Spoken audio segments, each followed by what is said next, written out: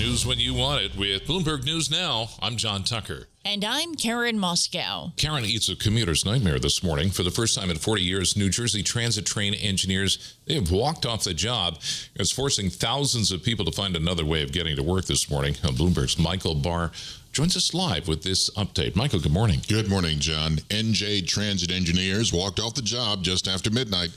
Brotherhood of Locomotive Engineers and Trainmen General Chairman Tom Haas says after 15 hours of negotiations yesterday, they decided to walk.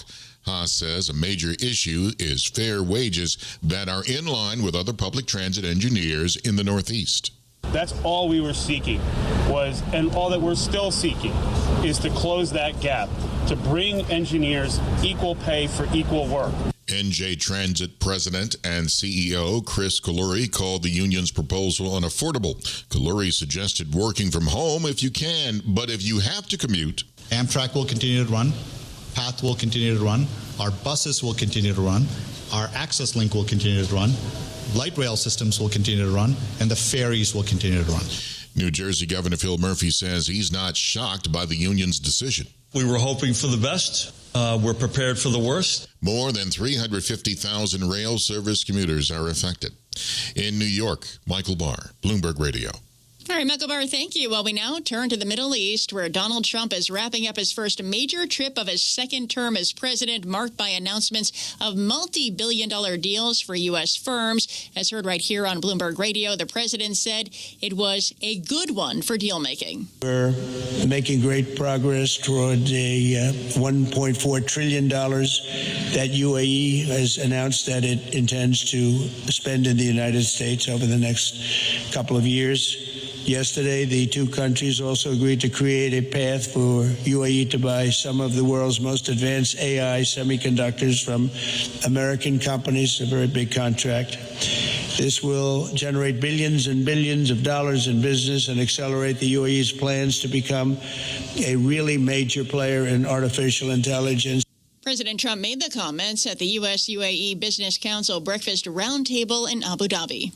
And Karen, the leaders of nearly 4 dozen European countries and organizations, they're gathering for a one-day summit in Albania to discuss security and defense challenges across the continent, with Russia's full-scale invasion of Ukraine at the top of the agenda. The Ukrainian President Vladimir Zelensky is among the leaders invited to the event. Now, on the eve of the summit, the Russian President Vladimir Putin spurned an offer by Zelensky to meet face-to-face in Turkey to try to secure a ceasefire with Moscow. I think that the Kremlin leader should show his leadership. If he's ready for negotiations, let's meet. We can't really run around the world looking for him. Ukrainian President Volodymyr Zelensky speaking through an interpreter. Secretary of State Marco Rubio says the likelihood of progress in ending the war is low without a meeting between Putin and President Trump. Well, back here in the U.S., John, Republican House members are still hammering out details for President Trump's tax bill and how to pay for it. There are several sticking points, including the state and local tax deduction. And Bloomberg's Amy Morris has the latest from Washington. Ways and Means Committee Chair Jason Smith says lawmakers should accept the $30,000 limit on SALT deductions, calling it fair. But New York, New Jersey, and California Republicans are holding out for a higher limit, one of a few unresolved issues preventing them from advancing Trump's tax bill. After meeting with GOP lawmakers, House Speaker Mike Johnson says they're close. We've got a few pieces yet to solve, but I think we're going to do that over the weekend. So Republicans plan to work through the weekend. Johnson had expected a deal on Wednesday. We're negotiating with a number of members, a number of caucuses. And you know me, I'm an optimist. We move forward. We've been demonstrating that every step of the way, and we're going to do it again. He plans to bring the bill to the House floor next week. In Washington, Amy Morris, Bloomberg Radio. All right, thanks, Amy. And another GOP lawmaker is signaling the party needs to reach an agreement on the tax bill.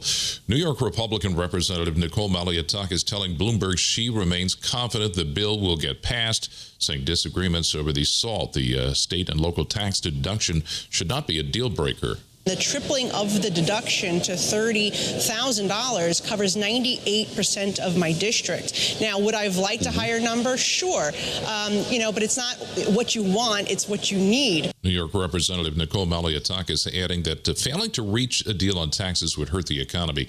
She made those comments yesterday on Bloomberg's Balance of Power. And that's news when you want it with Bloomberg News Now. I'm Karen Moscow. I'm John Tucker, and this is Bloomberg.